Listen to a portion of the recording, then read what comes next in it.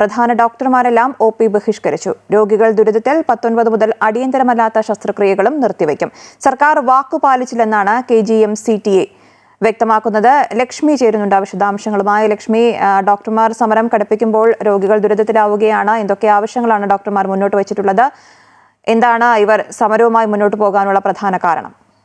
അശ്വതി, സർക്കാരുമായി ഇവർ ചർച്ച നടത്തിയിരുന്നു. എന്നാൽ ഈ ചർച്ചയിൽ പറഞ്ഞിട്ടുള്ള പ്രധാന കാര്യങ്ങളൊന്നും പാലിക്കപ്പെടാത്തതിനെ തുടർന്നാണ് ഇപ്പോൾ ഡോക്ടർമാർ ഈ സമരം എന്നുള്ള രീതിയിലേക്ക് കടന്നിരിക്കുന്നത്. ഏതായാലും സമരം കടുപ്പിക്കാൻ തന്നെയാണ് ഡോക്ടർമാരുടെ തീരുമാനം. പ്രധാനമായി ഇവർ ഉന്നയിക്കുന്ന പ്രധാന പ്രശ്നം ശമ്പള കുടിശ്ശികയുമായി ബന്ധപ്പെട്ട വിഷയങ്ങളാണ് പ്രധാനമായി ഇവർ ഉന്നയിക്കുന്നത്.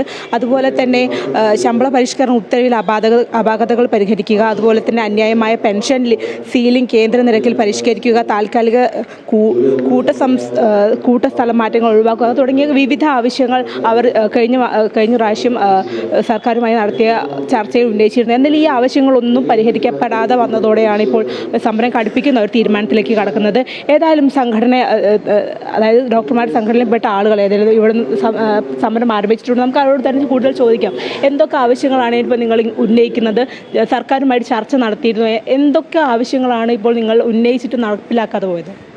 2016 നടപ്പിലാക്കേണ്ട ശമ്പള പരിഷ്കരണം ഓർഡറായിട്ട് നമുക്ക് കയ്യിൽ കിട്ടുന്നത് 2020 സെപ്റ്റംബറിൽ മാത്രമാണ്.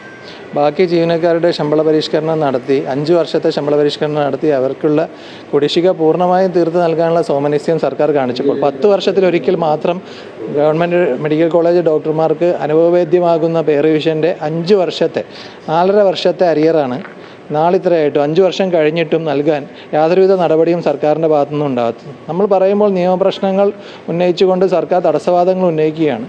അതിനുശേഷം നമ്മൾ നിയമവകുപ്പിൽ നിന്ന് യാതൊരു വിധത്തിലുള്ള നിയമ തടസ്സങ്ങളും ഇല്ല എന്നുള്ള നോട്ടെടുത്ത് ഗവൺമെൻറ്റിന് അത് കയ്യിൽ കിട്ടിയിട്ടും ഫൈനാൻസ് മിനിസ്റ്ററുടെ കയ്യിൽ ഇരുന്നിട്ടും അതിൽ യാതൊരുവിധ നടപടിയും എടുക്കാതെ മുന്നോട്ട് പോവുകയാണ്.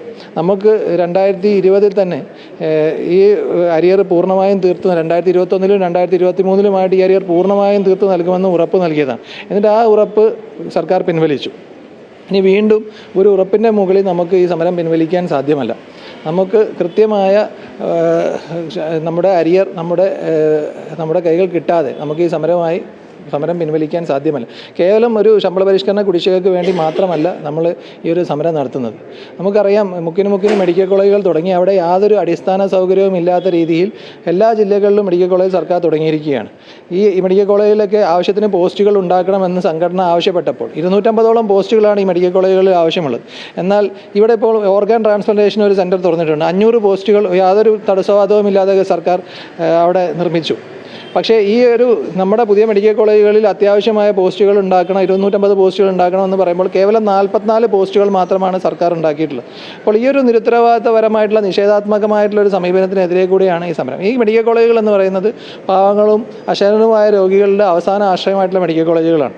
അവയെ സംരക്ഷിക്കുക എന്നുള്ളത് കൂടി സംഘടനയുടെ ലക്ഷ്യങ്ങളിൽപ്പെട്ടതാണ്.